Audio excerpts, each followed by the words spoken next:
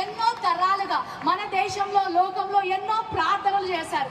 మన దగ్గర కూడా మనందరికీ తెలిసిన ఉపనిషత్తులోంచి అసతోమ సద్గమయ, తమసోమ జ్యోతిర్గమయ, మృత్యోంగ అమృతంగమయ, ఓం శాంతి శాంతి శాంతి అని ఎన్నో దశాబ్దాలు పండితులు, వేద పండితులు ఎన్నో ప్రార్థనలు చేశారు. అంటే అసతోమ సద్గమయ, అసత్యంలో ఉన్నామయ్యా, సత్యంలోకి నడిపించండి. తమసోమ జ్యోతిర్గమయ, చీకట్లో ఉన్నామయ్యా, వెలుగులోకి నడిపించండి. మృత్యోంగ అమృతంగమయ, మృతి చెందిన వారి వలె ఉన్నాము, జీవము లేని వారి వలె ఉన్నాము, మాకు జీవాన్ని ఇయ్యయ్యా అని ఉపనిషత్తుల్లో భారతీయ వేద పండితులు అనేక సంవత్సరాలు ప్రార్థన చేశారు. లోకమంతని కూడా వెలుగు కావాలని ప్రార్థన చేసింది. ఆ ప్రార్థనకు జవాబుగా పరలోక తండ్రి తన సొంత కుమారుడైన యేసు క్రీస్తును పంపించాడు. ఒక కారణ జన్ముడు జన్మించాడు, ఒక లోక రక్షకుడు జన్మించాడు.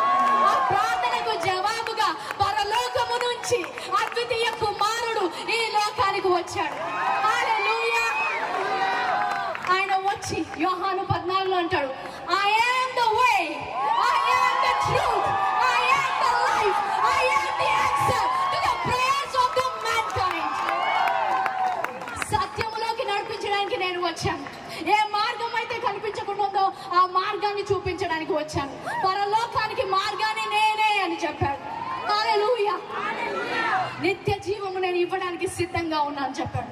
ఎప్పుడైతే ఆ సత్యము బయటికి వచ్చిందో, ఎప్పుడైతే సత్యము వింటారో అక్కడ స్వాతంత్రం ఉంటుంది. ఇక్కడ వీరందరూ ఇంత సంతోషంగా స్వాతంత్రంగా ఎందుకున్నారంటే వీరు సత్యాన్ని ఎరిగి ఉన్నారు.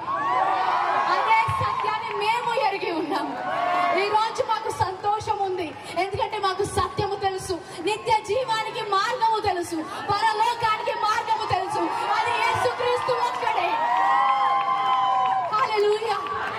ఎన్నో సంవత్సరాలు సత్యము తెలియక, నా జీవితం ఏంటి, ఈ లోకము ఏంటి అని తెలియక ఆ ఆలోచనలతో డిప్రెషన్ లోకి వెళ్ళిపోయి చనిపోదాం అనుకున్న నాకు పరలోకపు తండ్రి ఈ సర్వ సత్యాన్ని తెలిసినప్పుడు నిత్య జీవమునకు వారసురాలుగా నన్ను చేశారు. హల్లెలూయా. ఈ రోజు నా మాట వింటున్న ఎవరైనా సరే, నాకు సత్యము తెలుసుకోవాలని ఉంది, నా జీవితంలో ఆ స్వాతంత్రము కావాలి, నాకు పరలోకానికి మార్గము తెలియాలి. హల్లెలూయా. ఈ రోజు స్వాతంత్రము దేశానికి